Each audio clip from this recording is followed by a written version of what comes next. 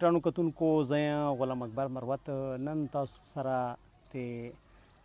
سره نورنګ مهاجر کیمپ نه تاسو سره مخامخ یم. موږ سره دلته حاجي اطلس خان مشر ده هغه سره ناسته. حاجي صاحب دا راته ووایه چې ته کله راتللی نو تقریبا عمر به دې څومره و؟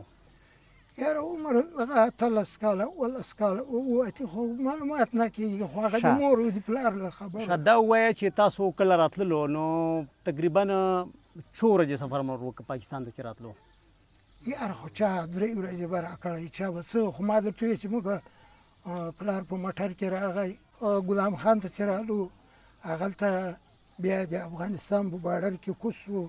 بیا په سبا باندې یو راته ویل چې چېرې ځئ موږ ورته ویل پاکستان څه شي دپاره ځئ خواري دپاره. او دا مې ویل چې تاسو افغانستان چې کومې علاقې سره تعلق ده؟ موږ ګردیز پکتیا سره. پکتیا سره ښه.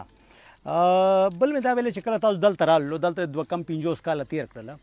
نو په دغه 250 کالو چې داسې د مقامي خلکو نه چې داسې تکلیف ستونزه مشکل چې شاید ته مخې ته راغلی دي؟ یاره خو ما څه درته وویلې چې په دا 250 کاله کې چا داسې نه دي راته ویلي چې په کومه لار ځې په کومه لار راځې. زه څه درته وایم چې کاروبار مو په نورنګ کې ده چا غږ نه ده راته کړی هغه بچی مې عالم ده چا غږ نه ده ورته کړی مدرسې ته ځي راځي چا غږ نه ده ورته کړی احترام یې لا کړی ده زموږ او چا زیاتی نه ده راسره کړی. یاره یو وخت کې زه تاڼې ته بوتلم هغلته ناست وم دا خلک په عذاب وو اتې ما ورته ویل منشین نو چې ګهیځ ما ورته ویلې هغه عسکر ته ما قرآن شریف ترې راته راوړی یاره دا نمونه تېز ولاړ ما ته قرآن شریف راوړ هغه خپل قرآن شریف مې وویلې اتې مې ورته ویلې مان خیر دی درته بیا چې عدالت ته بیولو بیا یوه ورته ویلې وایي دلته اتکړی ما وراچوه هغه ورته ویلې وایي قانون ده نو هغه د قانون په لحاظ باندې راواچوه بیا هغلته چې څرنګه ور ورسولم بس سړي یم راته پیدا کړه زمانه ته ووسه هېڅ سره خلاص که نه د په پردۍ مځکه پراته وي خو دا د پردۍ مځکې والده چې نه دي راته وایي چې مه راځه الله څه خبره ده الله څه مشکل ده الله څه کیسه ده هېڅ یې نه دي راته. دا وایي چې دا اوس حکومت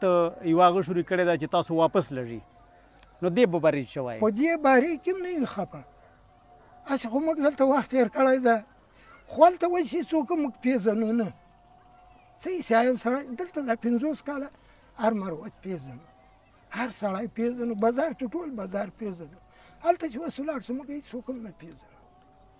دغه خفګان و هغه هم دغه ته هلته مځکه نسته جای هم نسته دومره د ګاډي پیسې څوک نه لري چې ولاړ شي نو موږ دا مهرباني ځینې غواړو چې یو څه ټي وي پرېږي وایي خدای پاک خو مهربانه ده